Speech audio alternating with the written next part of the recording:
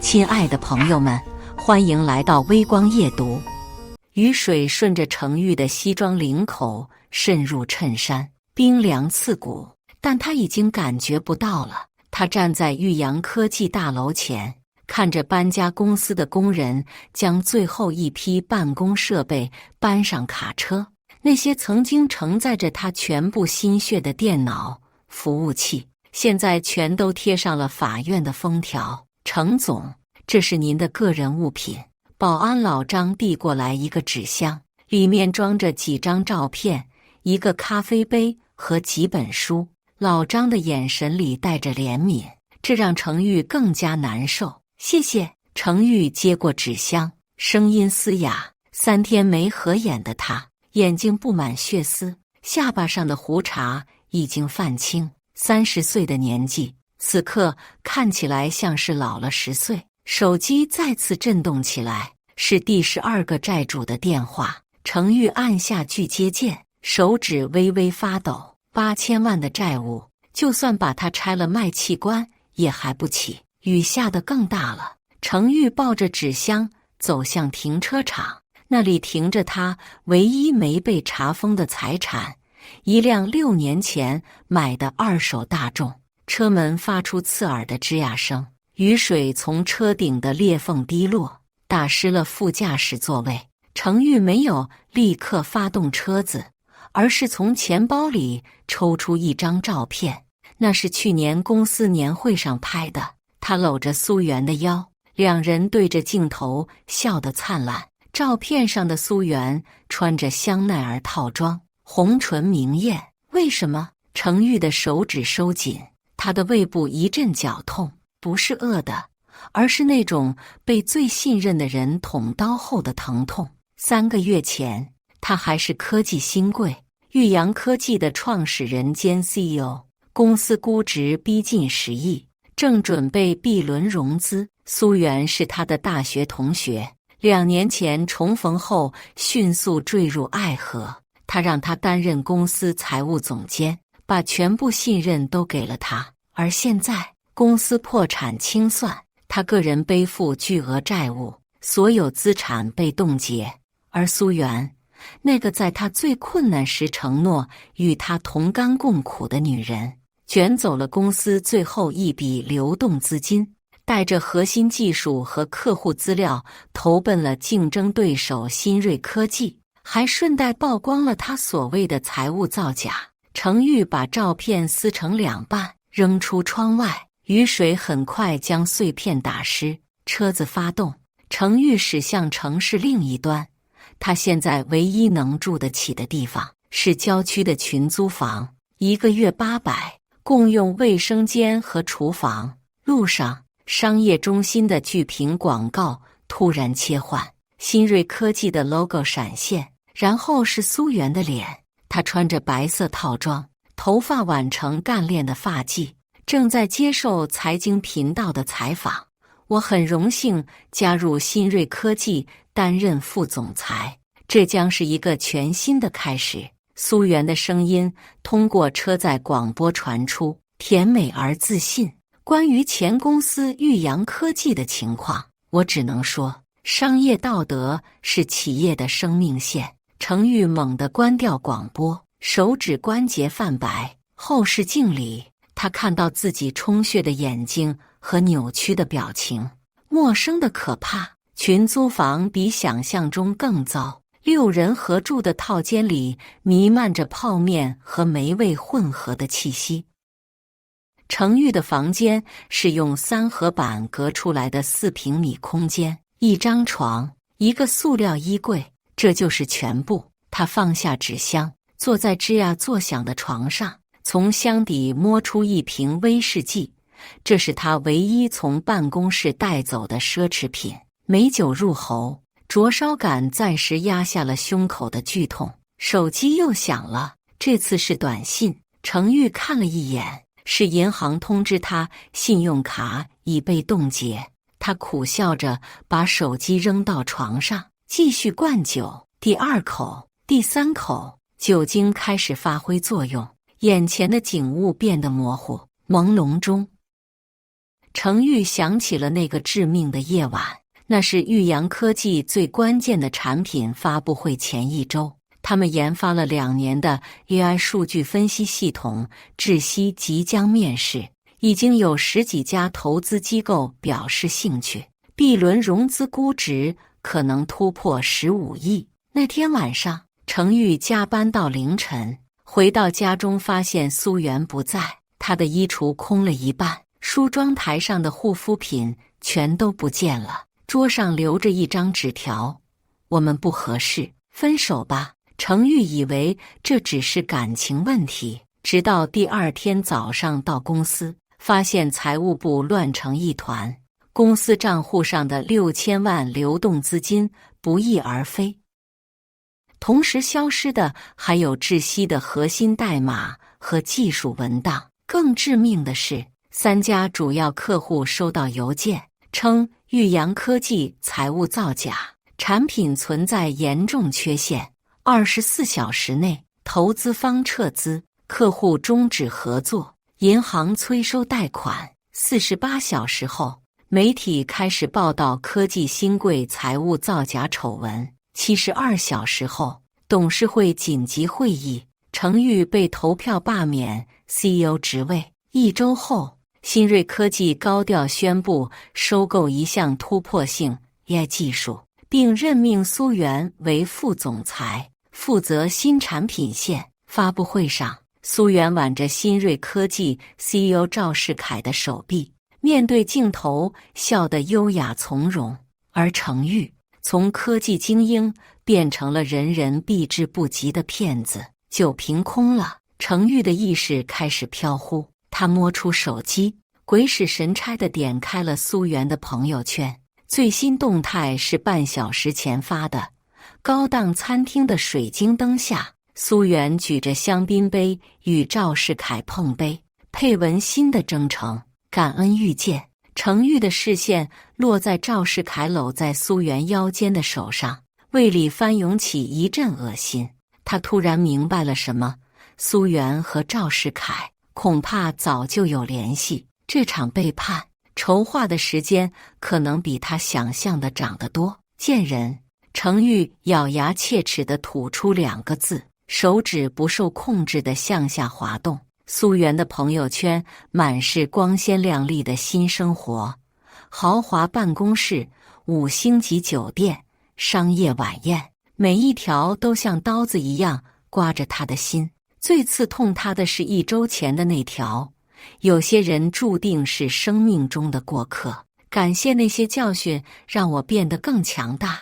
程昱猛地将手机砸向墙壁，手机外壳碎裂的声音在狭小的房间里格外刺耳。隔壁传来骂声：大半夜的发什么神经？他没有理会，只是盯着地上的手机残骸，突然笑了，笑声嘶哑。在酒精和绝望的催化下，某种黑暗的情绪在他心中生根发芽。苏媛，程昱对着空气低语，声音里是前所未有的冰冷。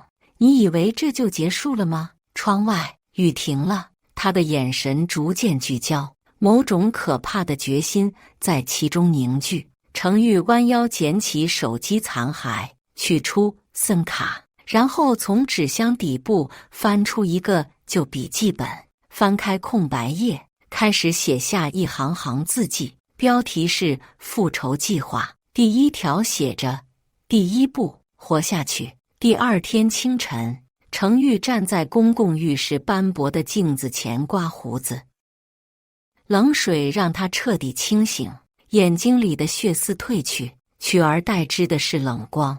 他穿上唯一一套没被法院收走的西装，袖口已经磨得起毛，但整洁笔挺。出门前，程昱从床底下拖出一个尘封已久的行李箱，输入密码打开，里面整齐码放着几沓现金，大约20万，是他早年创业时留下的应急资金，连苏媛都不知道的存在。游戏才刚开始。亲爱的，程昱轻声说，嘴角勾起一个没有温度的微笑。他锁上门，走向地铁站，早高峰的人群拥挤不堪，没有人注意到这个衣着寒酸的往日 CEO。程昱在市中心最豪华的写字楼区下车，没有进入任何一栋大厦，而是拐进了一家不起眼的网吧。包间里，程昱登录了一个加密邮箱，发出一条简短的信息：我接受你的提议。3分钟后，回复来了：今晚8点，老地方见，带上你的筹码。程昱删除邮件，清空缓存，走出网吧时，阳光刺眼，他眯起眼睛，看向不远处新锐科技的摩天大楼，玻璃幕墙在阳光下闪闪发光，如同苏源新买的钻石项链。享受你们的胜利吧，程昱轻声说，因为这将是你最后一个安稳觉。网吧的霓虹灯招牌在雨中闪烁，程昱站在对面的便利店里，透过玻璃窗观察着入口。晚上7点50分，距离约定的时间还有10分钟。他拉了拉外卖员制服的帽子，确保监控拍不到完整面容。这是他被苏源背叛后的第37天。群租房里的蟑螂，债主不间断的骚扰电话，朋友圈里苏源光鲜亮丽的新生活，这些都没能击垮他。相反，仇恨像一剂兴奋剂，让程昱每天只睡4小时，却精力充沛。便利店店员狐疑地看了他一眼，程昱意识到自己站在这里太久了。他随手拿起一包最便宜的烟，掏出皱巴巴的纸币付账。曾经抽雪茄的科技新贵，现在连20块的烟都要精打细算。找您2.5块。店员递来零钱，眼神漠视。程昱接过硬币，塞进外卖制服口袋。这套衣服是他3天前从二手市场买的，连同一辆生锈的电动车，一共花了480元。他秘密资金的第一笔投资。雨小了些，程昱穿过马路，走进网吧，劣质烟味和泡面气味扑面而来。他轻车熟路地走向最里面的包间区，7号包间门虚掩着。他敲了3下，停顿，再敲2下。进来，一个沙哑的男声响起。包间里光线昏暗，显示器蓝光映照着一张瘦削的脸。唐骏，黑客圈里人称老猫，曾是程昱大学室友，现在经营着一家表面做数据恢复，实则贩卖情报的地下工作室。你看起来像坨屎。唐骏递来一瓶矿泉水，眼睛没离开屏幕。他正在同时操作3个终端。程昱拧开瓶盖，灌了半瓶，抹了抹嘴，鼻屎强点，至少还能走动路。唐骏终于转过椅子，上下打量程昱。所以你真打算这么做？他敲了下键盘，显示器切换画面。苏源和新锐科技 CEO 赵世凯在马尔代夫度假的照片，拍摄于2周前。程昱的指节泛白，塑料瓶发出不堪重负的声响。照片上，苏源穿着比基尼，依偎在赵世凯怀里，两人举杯庆祝。配文是：1周年纪念，最好的生日礼物是你。1年前就开始了。程昱声音平静的可怕。我们交往才8个月的时候，他就已经不止。唐骏调出另一组照片，是苏源和赵世凯在不同酒店的约会记录，最早可以追溯到18个月前。那时你刚拿到一轮融资。程昱胃部绞痛，像是被人用钝器反复击打。18个月前，正是苏源偶然在同学会上与他重逢的时间，一切都是计划好的。我需要证据，程昱说，证明他窃取商业机密、转移资金的证据。唐骏咧嘴一笑，露出烟熏黄的牙齿。这就是有趣的部分。他调出一段监控视频，显示苏源深夜进入玉阳科技服务器机房，插入 U 盘拷贝数据。这是事发前3天拍的。你公司的安保系统有盲区，但他不知道我在核心服务器上装了隐藏摄像头。程昱盯着屏幕，记忆闪回。那天晚上，苏媛说要去闺蜜家过夜，他还贴心地问她要不要送。还有更精彩的，唐骏又调出一组银行流水。过去半年，苏媛的海外账户每月都会收到一笔来自离岸公司的转账，总计460万。离岸公司的实际控制人是赵世凯的表弟。程昱突然笑了，笑声让唐骏不自觉地往后缩了缩。我就知道那笔消失的6000万流动资金，他不可能全部带走。聪明。唐骏点点头。根据我的追踪，其中5000万、400万通过复杂洗钱渠道流入了新锐科技的研发账户，正好是他们宣布收购新技术的时间点。程昱站起身，在狭小的包间里来回踱步，每走一步，复仇计划的碎片就在脑中拼接得更完整一些。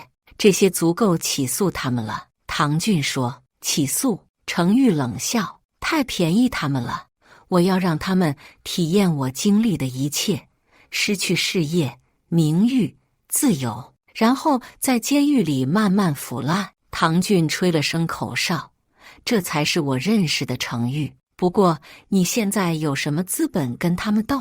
新锐科技市值80亿，赵世凯黑白两道都有人。程昱从外卖制服内袋掏出一个 U 盘，这是我的筹码。唐骏插入电脑，快速浏览后眼睛瞪大，这是窒息的源代码，但媒体说核心技术已经被新锐科技收购了，他们拿走的是阉割版。程昱眼中闪烁着危险的光芒。真正的窒息有2套算法，第2套只有我知道，我叫它暗影，能在不被察觉的情况下侵入任何数据分析系统，提取原始数据。唐骏兴奋地搓手，这玩意儿在黑市能卖上天价。不卖。程昱斩钉截铁，我要用它摧毁新锐科技。他们不是靠窃取我的技术起家吗？那我就让他们因为我的技术毁灭。两人密谋到凌晨，离开时雨已经停了。程昱骑上那辆破电动车，驶向城市另一端，不是回群租房，而是去一个他1周前才发现的安全屋。电动车在狭窄的巷子里穿行，程昱的思绪回到2周前那个转折点。那天，债主派来的打手砸烂了他群租房的隔板，威胁再不还钱就打断他的腿。他抱着装有最后财产的背包逃出后门，在巷子里撞倒了一个女孩。程总。女孩惊讶地看着狼狈不堪的他。程昱认出了那张圆脸，林小雨，玉阳科技的前实习生，在他最风光时负责整理会议记录，在他落魄后唯一没有拉黑他电话的员工。别那么叫我。程昱当时难堪的想逃走，但林小雨拉住了他。我在附近有间公寓，您可以先过去洗个热水澡。他眼神真诚，没有怜悯，只有一种奇怪的坚定。就是那间位于老旧小区的小公寓，成了程昱的临时避难所。林小雨告诉他，自己早就怀疑苏媛有问题，曾在加班时偶然看到他用加密邮箱与赵世凯通信。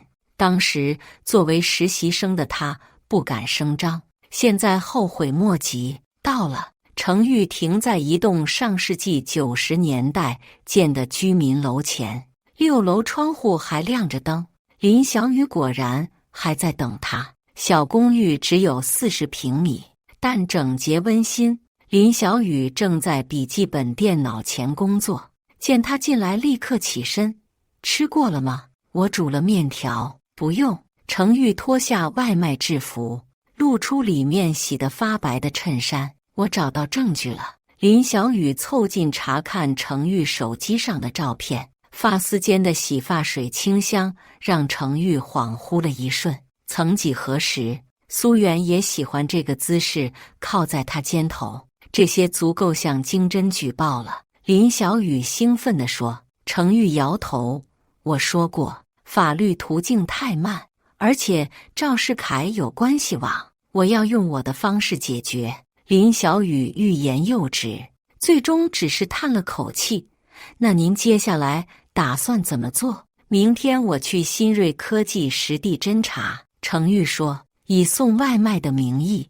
第二天中午，程昱戴着口罩和鸭舌帽，提着外卖袋站在新锐科技大厦前台，高10米的大厅彰显着财力，与他记忆中玉阳科技简陋的办公室形成鲜明对比。18楼，赵总办公室的外卖。程昱压低声音说，前台小姐头也不抬地刷了卡，电梯在右边。电梯门即将关闭时，一只手突然伸进来拦住。程昱心跳骤停，走进来的正是苏媛，一身迪奥套装，左手无名指上的钻戒闪闪发光。几楼？苏媛漫不经心地问，显然没认出他。18楼。程昱压低头，声音嘶哑。苏媛按下20楼，开始对着手机整理妆容。电梯上升的30秒里，程昱透过电梯镜面观察这个曾经最亲密的人。苏媛眼角多了些细纹，但整个人散发着养尊处优的精致感。手腕上的卡地亚手表是新品，价值至少20万，大概是用从他那里偷的钱买的。18楼到了，程昱快步走出电梯，却听到苏媛在身后说，等等，你看起来有点眼熟。程昱僵住，手悄悄摸向外卖袋底部的美工刀。算了，可能认错了。苏媛摇摇头。电梯门再次关闭，程昱深呼一口气，走向赵世凯的办公室。门没完全关严，里面传出谈话声。玉阳的残余资产收购的怎么样了？赵世凯的声音。法院下周拍卖，但我们已经锁定主要专利。一个男生回答，不过价格比预期高。程昱那小子不知道从哪搞到一笔钱在抬价。赵世凯冷笑，垂死挣扎罢了。他现在住贫民窟，连手机都被债主砸了，能掀起什么风浪？苏总监手段真厉害，男生谄媚道，不仅搞垮了程昱，还让他背了黑锅。听说他到现在还以为是自己经营不善呢。两人大笑。程昱在门外咬破了下唇。对了，下周的慈善晚宴，赵世凯说，安排媒体多拍些我和苏媛的合照，最好能上财经版头条。程昱要是看到前女友和仇人这么恩爱，不知道会不会气到跳楼，那可就省事了。程昱再也听不下去，重重敲了敲门。进来。程昱低头走近，将外卖放在桌上。您的外卖。赵世凯看都没看他一眼，随手甩出一张100元大钞。不用找了。程昱拿起钱，余光扫过办公桌，一份标有绝密的文件夹敞开着，上面是新锐科技即将发布的季度财报，多处数据明显造假。他悄悄用手机拍下，退出办公室。走廊拐角处，程昱突然被人拉住，他猛地转身，差点挥拳。是林小雨，穿着清洁工制服，冲他摇头。你怎么在这里？程昱低声问。我应聘了保洁。林小雨拉着他进入楼梯间。太危险了，如果被认出来，我拿到了这个。程昱给他看照片，财报造假证据。林小雨瞪大眼睛。这足够让新锐科技股价暴跌。不急。程昱冷笑，让他们再高兴几天。下周慈善晚宴是吧？正好赶上他们发布财报。回程的地铁上，程昱收到唐骏的加密短信暗影测试成功，已渗透新锐科技内网，随时可以激活。程昱回复：按计划进行，等我的信号。放下手机，程昱望向窗外飞驰而过的城市景观，玻璃反射中，他的嘴角勾起一个冰冷的弧度。最残酷的复仇不是瞬间的爆发，而是精心策划的慢性毒药，让猎物慢慢地从最高处掉到深渊里，体验其中的绝望，享受你们暂时的胜利吧。程昱轻声自语，因为很快你们会跪着求我原谅。来到晚宴这天，程昱盯着镜中的自己，几乎认不出来了。3个月来的严格饮食控制和每日高强度锻炼，让他瘦了15公斤。专业造型师为他设计的发型和弧形，加上这副无框眼镜，完全掩盖了曾经那个落魄破产者的形象。完美。林小雨站在公寓门口，手里捧着一个黑色礼盒。慈善晚宴7点开始，您还有2小时准备。程昱接过礼盒，里面是一套量身定制的深蓝色西装，阿玛尼高定，这超出了我们的预算，特殊投资。林小雨神秘地笑了笑，今晚您必须看起来像个王者归来，而不是复仇的幽灵。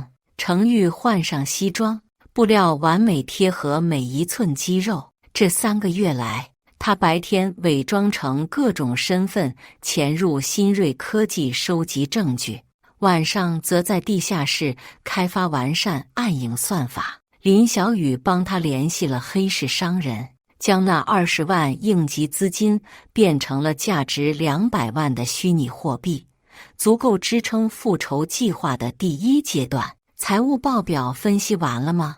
程昱调整着袖扣问道。林小雨打开笔记本电脑，新锐科技过去3年虚增利润至少12亿，赵世凯通过关联交易转移资产近8亿。最致命的是，他调出一组数据，他们上周刚获得的军工订单测试数据完全是伪造的。程昱嘴角勾起冰冷的弧度。3天前，他伪装成 IT 维修工潜入新锐科技服务器机房，不仅拷贝了全部财务数据，还在核心系统中植入了暗影算法。这个程序会像癌细胞一样缓慢扩散。今晚他将远程激活它。媒体那边安排好了，财经前沿的记者已经拿到部分证据，同意在我们指定的时间发布。林小雨顿了顿，但程总，一旦开始就没有回头路了。您确定不通过法律途径？法律？程昱冷笑。苏源和赵世凯用非法手段毁了我，我就要用同样的方式毁了他们。他拿起桌上的信封，里面是今晚慈善晚宴的邀请函，用假名陈远申请，身份是新兴投资公司长河资本的代表。林小雨欲言又止，最终只是递给他一个精致的小盒子。为了形象完整，程昱打开盒子，是一块百达翡丽手表，价值至少50万。这太贵重了，仿品，但足够以假乱真。林小雨帮他戴上，记住，今晚您是高调回归的投资人陈远，对科技行业有兴趣，但对新锐科技持保留态度。程昱最后看了一眼公寓墙上的线索板，苏源和赵世凯的照片被红线连接，周围贴满了证据和计划节点。今晚将是第一个红色叉号。7点30分，程昱的专车停在君悦酒店门前，水晶灯的光芒透过旋转门洒出来，与记忆中那个雨夜离开玉阳科技的景象形成鲜明对比。他深吸一口气，迈步走入宴会厅，已经聚集了上百位商界精英，香槟杯碰撞声和虚伪的笑声交织在一起。程昱从侍者托盘取过一杯威士忌，目光扫视全场，很快锁定了目标。苏媛穿着一袭露背红裙，挽着赵世凯的手臂，正在接受财经频道采访。我们很荣幸代表新锐科技捐赠1000万元，用于儿童医疗事业。苏媛对着话筒微笑，这体现了企业的社会责任感。程昱饮着威士忌，酒精灼烧喉咙的感觉让他保持清醒。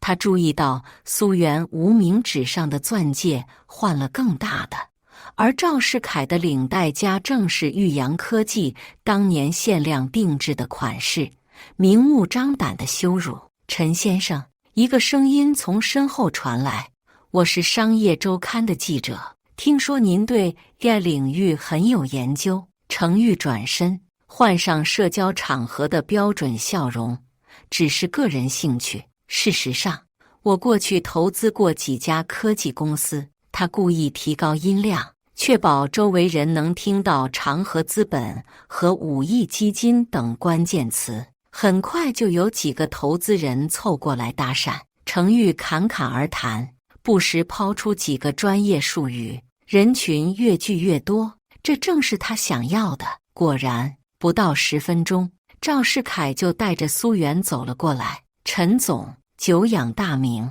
赵世凯伸出手，眼中闪烁着猎食者的光芒。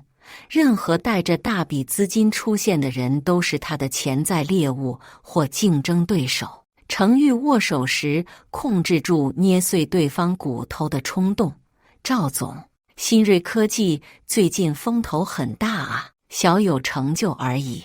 赵世凯虚伪的谦虚道，随即介绍，这是我未婚妻苏媛，公司副总裁。苏媛伸出手，程昱轻轻握住，注意到她做了新的美甲，珍珠白色。曾经他最喜欢她涂这个颜色。陈总看起来很面熟，我们是不是在哪见过？程昱心跳微微加速，但表面波澜不惊。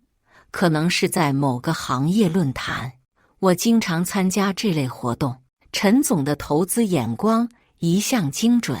商业周刊记者插话，听说您对最近新锐科技发布的财报有些不同看法。宴会厅突然安静了几分，赵世凯的笑容僵在脸上，苏媛则警觉地打量着程昱，只是职业习惯性的谨慎。程昱晃着酒杯，语气轻松，比如第3季度营收增长40%，但应收账款却增加了120%。这种异常现象通常需要进一步分析。赵世凯眼中闪过一丝慌乱，随即大笑：陈总果然专业，不过这完全是因为我们接了几个政府大单，回款周期较长而已。当然，程昱微笑，我只是随便说说。对了，听说贵公司刚拿到军方合同，目标识别系统。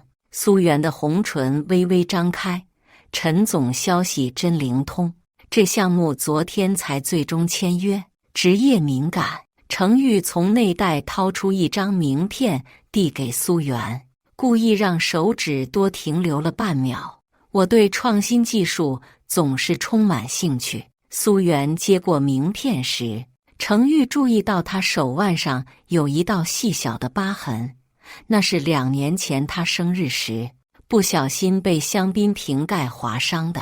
当时他连夜送她去急诊，守到天亮。现在那道疤痕被卡地亚手链精心遮盖着。陈总专攻科技领域投资，苏媛问道，眼神中带着程昱熟悉的探究欲。每当他遇到感兴趣的男人时都会这样，特别是那些被低估的技术。程昱意味深长地说，有时候表面上的失败只是被刻意设计的假象。苏媛的瞳孔微微收缩，程昱知道他开始怀疑了。失陪一下。赵世凯突然打断，拉着苏媛离开。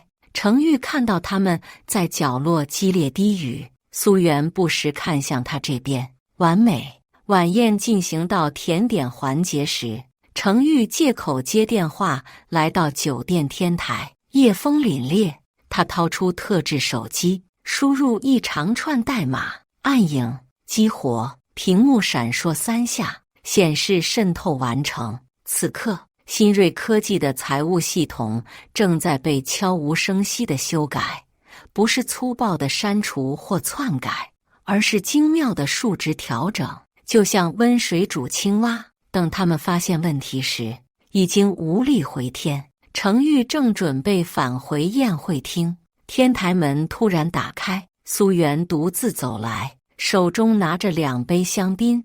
陈总躲在这里做什么？他递过一杯酒，红唇在月光下很是刺眼，透透气。程昱接过酒杯，但没有喝。苏副总不在未婚夫身边，没关系吗？苏媛轻笑，倚在栏杆上，故意让晚风吹起裙摆。赵总在谈生意，我对你更感兴趣。陈总，或者说，我该叫你程昱。空气仿佛凝固了，程昱肌肉绷紧，但脸上保持着平静。我不明白你的意思。刚才在宴会厅我就觉得眼熟。苏媛饮着香槟，虽然你变了这么多，但一些小习惯骗不了人。比如，你思考时会无意识转左手戒指，即使现在那里什么都没有。程昱没想到他会记得这种细节。既然如此，没必要再伪装了。他摘下眼镜，直视苏媛的眼睛。好久不见，宝贝。苏媛没有预料中的惊慌，反而笑了。我就知道是你。那些关于财报的评论，只有真正了解新锐科技内情的人才能看出来。他靠近一步，香水味扑面而来。你回来干什么？复仇？我只是来参加慈善晚宴。程昱微笑。不过既然你提到了，听说你和赵世凯订婚了，恭喜。不知道他是否了解你的全部历史。苏媛眼中闪过一丝不安，但很快恢复镇定。赵世凯知道一切，事实上，正是他帮我认清了你的真面目。一个自以为是的技术宅，根本不懂商业规则。商业规则？程昱冷笑。窃取商业机密，做假账，陷害合伙人，这就是你们理解的商业规则，弱肉强食而已。苏媛不屑地撇嘴，你太天真了。程昱，商场如战场，我们只是做了必要的选择。程昱注视着她精致的妆容，突然感到一阵恶心。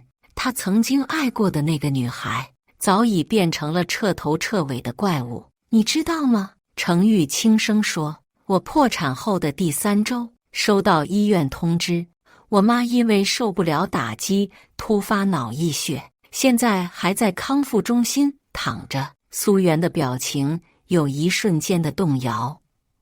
我不知道这事。你当然不知道。程昱逼近一步，你正忙着和赵世凯在马尔代夫庆祝呢，1周年纪念，真浪漫。苏媛后退到栏杆边，你想干什么？只是叙旧而已。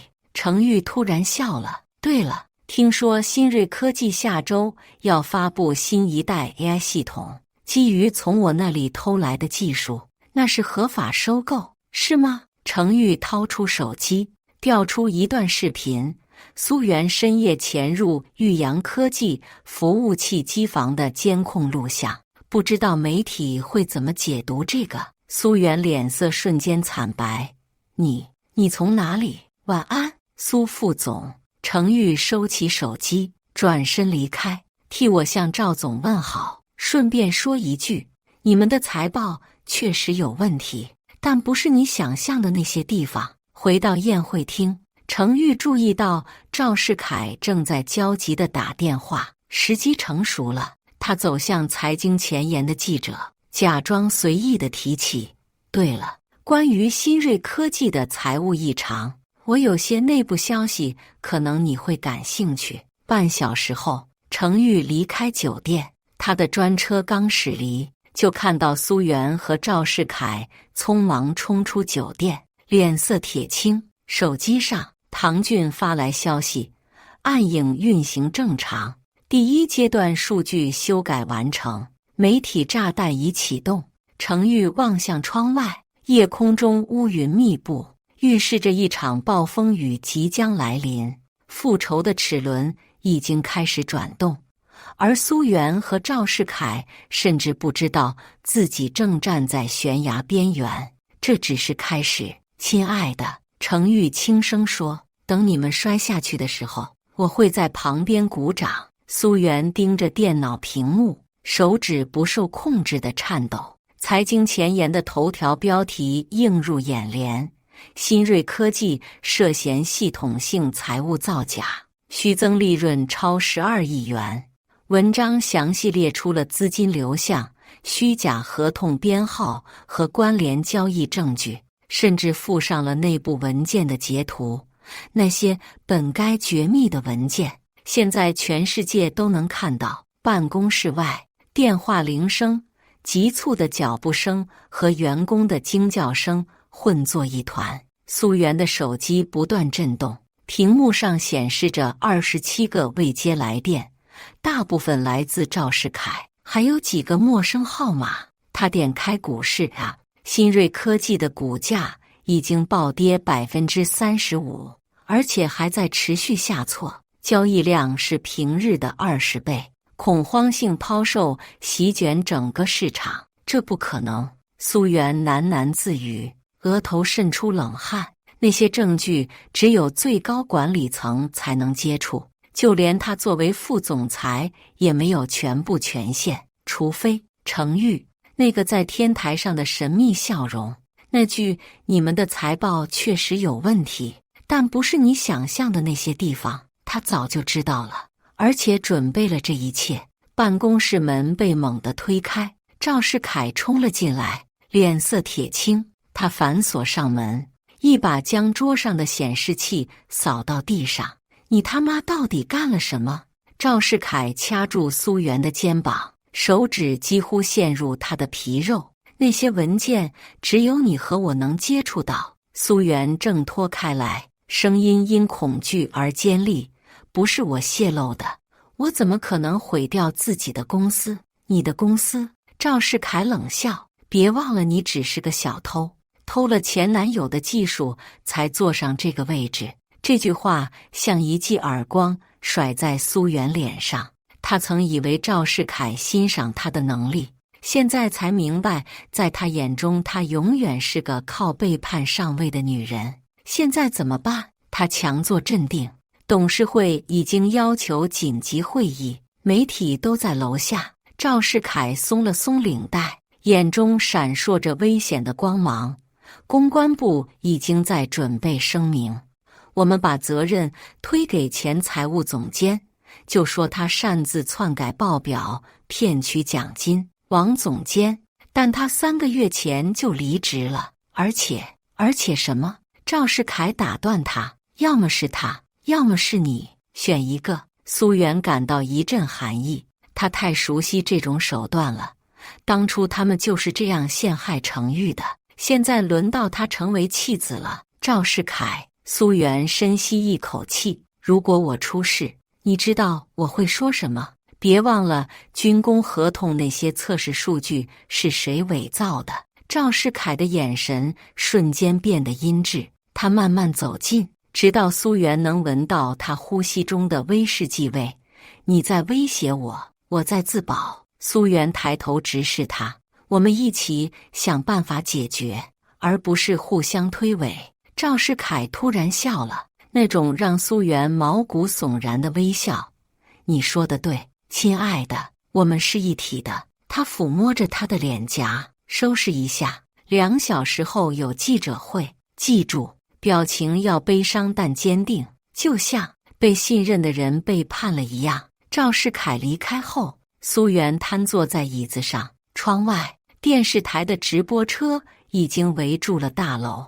他打开抽屉暗格，取出一个加密 U 盘，这是他的保险，里面存着赵世凯这些年所有非法交易的证据，从内幕交易到贿赂官员。但现在他需要更大的保障。苏元拨通了一个从未存进通讯录的号码，响了5声后，对方接起，但没有说话。是我。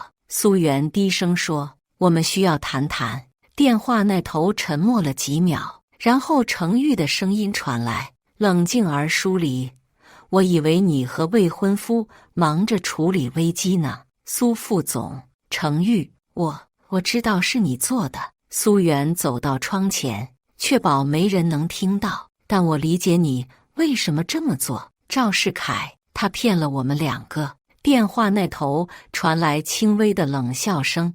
有趣的理论。继续说，那些财务造假大部分是赵世凯的主意，他逼我配合，威胁如果我不听话就……苏媛声音哽咽：“我知道我伤害了你，但我当时被他控制了。你能见我吗？就我们2个。”长久的沉默后，程玉说：“今晚8点，老地方，别告诉任何人，包括赵世凯。如果我发现有埋伏，你那些不雅照片就会出现在明天头条上。”电话挂断了，苏媛握紧手机，既恐惧又松了一口气。程玉提到的不雅照片是他们在马尔代夫度假时拍的私密照，当时他觉得浪漫，现在成了把柄。但没关系，只要见到面，他就有把握扭转局面。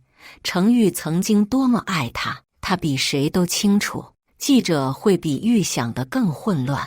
当赵世凯宣布将起诉个别前员工财务造假时，一名记者突然举手。有消息称，军方已经就伪造测试数据展开调查。新锐科技可能面临国家安全指控，你有何回应？赵世凯的表情瞬间凝固。苏媛在台上差点打翻水杯。军方调查，这是比财务造假严重100倍的罪名，纯属谣言。赵世凯强作镇定。新锐科技与军方的合作完全符合，这是今天下午国防科技局发布的声明。记者举起平板电脑，屏幕上是一份盖着公章的公文：暂停与新锐科技所有合作项目，并成立专项调查组。会场瞬间炸开了锅。赵世凯匆忙结束记者会，拽着苏媛回到办公室。你看到程玉了吗？他厉声问。就在记者席后排。苏媛心跳漏了一拍。不可能，他怎么会？那个戴眼镜的，虽然变了样子，但我认得出那双眼睛。赵世凯砸向墙壁。他妈的，军工数据只有核心团队能接触，除非……苏媛突然明白了，暗影。程玉说过，窒息有2套算法。赵世凯脸色惨白，立刻联系网络安全部，全面排查系统。但为时已晚。当技术团队终于发现异常时，暗影算法已经在新锐科技系统中潜伏了72小时，悄无声息地复制关键数据。更可怕的是，它像病毒一样变异，每次清除尝试都会触发更多破坏。晚上7点半，苏媛独自驾车前往老地方，她和程玉第一次约会的那家湖边咖啡馆。路上，赵世凯不断来电，他全部拒接。后视镜里，他看到一辆黑色轿车始终保持着不远不近的距离，可能是赵世凯派来跟踪的人，也可能是程玉的安排。咖啡馆几乎空无一人。苏媛选了当年他们常坐的角落位置，点了一杯卡布奇诺。程玉曾经笑他永远只喝这种甜腻的饮料。8点整，门铃轻响，程玉走了进来，穿着简单的黑衬衫和牛仔裤，没有眼镜，没有精心打扮的投资人形象，就像他们出狱时那个刚创业的技术宅。但眼神完全不同了，冰冷锐利。你来了。苏媛努力露出微笑。我还以为你不会出现。程玉坐下，没有点单，直接说吧，你想要什么？苏媛准备好的说辞突然卡在喉咙里。咖啡馆的音响正播放着他们第一次约会时听到的那首歌， Perfect by Ed Sheeran， 太刻意了，肯定是程昱安排的。这种心理操控让他既恼怒又不安。我想道歉。苏媛决定改变策略，真相比谎言更有力。对不起，程昱。程昱的眼神微微动摇，但很快恢复冰冷。继续，赵世凯和我们确实早有联系。苏媛低头搅动咖啡，但我最初接近你时是真心的。后来他给我看了你和其他女人的聊天记录。什么聊天记录？程昱皱眉。你和几个女投资人调情的截图，说和我在一起只是因为我能帮你管理公司。苏媛苦笑。现在我知道那是伪造的，但当时我相信了，出于愤怒和愚蠢，我配合他设计了那个局。程昱沉默片刻，突然笑了。有趣。赵世凯告诉我的是另一套说辞，说你从一开始就是为了窃取技术接近我，还说你私下嘲笑我的床上表现。苏媛的脸刷得白了。我从没说过这种话，因为这是假的。程昱靠在椅背上，我们都被他耍了，是不是？他分别给我们编造了对方背叛的故事，然后坐收渔利。苏媛感到一阵眩晕。如果这是真的，那他不仅背叛了真正爱他的人，还成了赵世凯的棋子。程昱，但我不在乎。程昱打断他，不管你是被欺骗还是自愿，结果都一样。你偷走我的技术，毁了我的公司，害我妈中风住院，动机不重要。苏媛，重要的是你背叛了我。苏媛的眼泪终于落下。我能弥补，我有赵世凯的犯罪证据，足够送他进监狱10年。我可以作证你是被陷害的，帮你拿回玉阳的资产。程昱从口袋掏出手机，点开一段录音，赵世凯的声音清晰地传出。军工测试数据完全是伪造的，苏媛亲自改的数字，他知道风险。苏媛面如死灰。你窃听了赵世凯？不只是他。程昱又播放另一段录音，是他1小时前在车上与律师的通话，讨论如何将责任全部推给赵世凯以换取豁免权。你监视我。苏媛声音发抖。程昱收起手机，以彼之道还施彼身。你曾经在我手机里装间谍软件，记得吗？苏媛终于明白自己彻底输了。她颤抖着从包里取出 U 盘，推到程昱面前。这里有赵世凯所有的犯罪证据，包括他贿赂官员、洗钱的记录。拿去吧，只求你别毁了我。程昱没有碰 U 盘，太迟了。苏媛，明天上午10点，检察院将收到新锐科技的全部犯罪证据，包括财务造假、窃取商业机密和军工数据欺诈。你和赵世凯的名字都在里面，那我该怎么办？苏媛绝望地问。自首。程昱站起身，赶在赵世凯把所有罪名推给你之前，或许能减刑几年。他转身要走，苏媛抓住他的手腕。程昱，求你了，看在我们曾经。程昱甩开他的手，眼神如冰。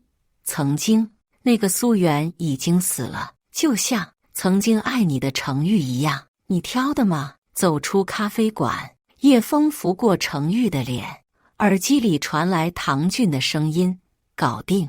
他拿了 U 盘，里面除了赵世凯的罪证，还有我们准备的小惊喜。跟踪他。程昱命令道，确保他直接回家，不要去见赵世凯。已经在做了。话说回来，你真相信他那些忏悔的话？程昱望向夜空中的星星。不重要了，明天这个时候，他和赵世凯都会在拘留所里。复仇的滋味本该甜美，但程昱只感到一种奇怪的空虚。他掏出手机，拨通了林小雨的号码，准备第2阶段。明天股市开盘前发布军工数据造假的详细证据。挂断电话后，程昱走向湖边，水面倒映着城市的灯火，就像那晚在慈善晚宴上看到的苏园，光彩夺目，却虚幻易碎。他弯腰捡起一块石头，用力掷向水中，涟漪扩散，打碎了所有倒影。结束了，程昱轻声说。但远处传来的警笛声提醒他，真正的风暴才刚刚开始。清晨6点，程昱站在新锐科技大厦对面的咖啡厅里，透过落地窗注视着这座曾象征他失败的建筑。手中的黑咖啡已经凉了，但他需要这份苦涩保持清醒。3天没合眼，眼球布满血丝，但精神却异常亢奋。手机震动，林小雨发来加密消息，所有媒体同步上线。检察机关已收到完整证据包，警方开始行动。程昱嘴角微扬，他放下咖啡杯，打开随身携带的笔记本电脑，屏幕上分割成多个监控画面：新锐科技总部大厅、赵世凯的豪宅大门、苏园的公寓电梯，以及城市各处报刊亭陆续摆上当日报纸的场景。财经日报头版标题触目惊心：新锐科技涉嫌军工数据造假，国家安全局介入调查。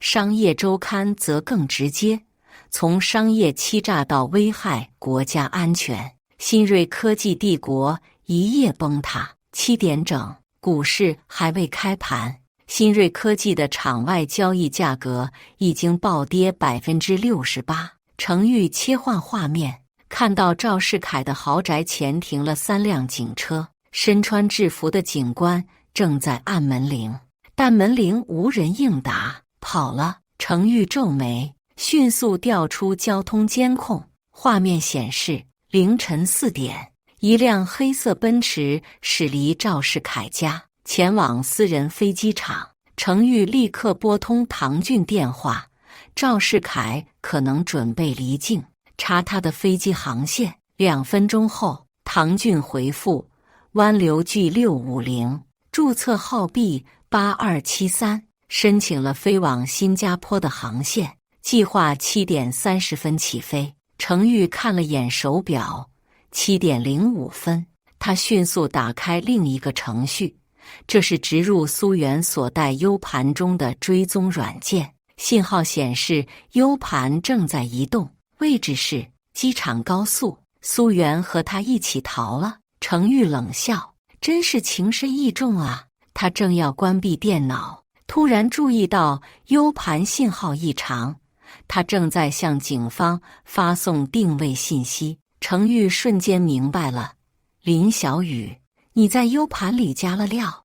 耳机里突然传来林小雨的声音，不只是定位，那 U 盘连接任何电脑都会自动上传赵世凯的海外账户信息和犯罪证据到警方服务器。现在整个刑侦支队应该都在看直播呢。程昱哑然，他原以为自己掌控全局，没想到林小雨还有后手。你到底是什么人？耳机那头沉默了2秒。赵世凯害死过我姐姐，3年前，他为了掩盖一桩医药丑闻，制造了他自杀的假象。程昱这才明白，为什么林小雨会主动接近他这个落魄的复仇者。他们是一类人，被赵世凯摧毁过人生的受害者。飞机还能拦截吗？程昱问。已经来不及了，除非……林小雨顿了顿，除非飞机无法起飞。程昱立刻明白了，他调出暗影算法的控制界面，输入最后一段代码。这是他为赵世凯准备的终极礼物，新锐科技所有系统中埋藏的逻辑炸弹，将在接收到特定信号后全面引爆。给我机场塔台的频率。程昱说。7点20分，首都私人飞机场，赵世凯的湾流 G650 已经完成起飞准备，引擎轰鸣。机舱内，赵世凯不断擦拭额头的汗水，而苏元则紧握那个 U 盘，脸色苍白。你到底在 U 盘里存了什么？赵世凯厉声问。为什么非要带上它？你的犯罪证据。苏元冷笑，我的保险，如果被抓，我会把所有责任推给你。他没有理会，只是盯着地上的手机残骸，突然笑了，笑声嘶哑。在酒精和绝望的催化下，某种黑暗的情绪在他心中生根发芽。挂成突然，机舱广播系统传来刺耳的电流声，接着是一个他们无比熟悉的声音：早上好，赵总，苏副总。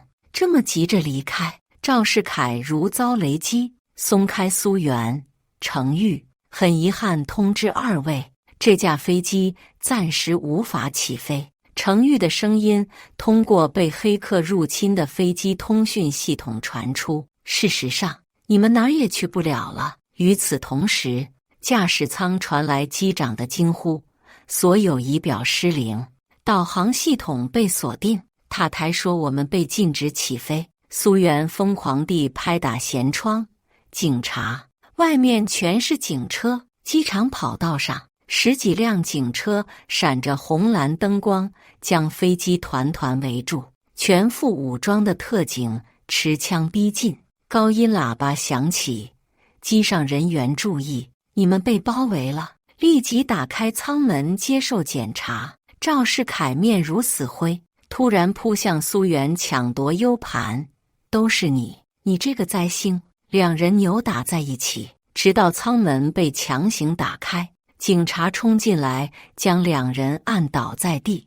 为首的警官举起那个掉落在地的 U 盘，搜查令显示这里面有危害国家安全的证据。赵世凯、苏元，你们被捕了。当手铐扣上手腕时，苏元透过舷窗看到了远处塔台上一个模糊的身影。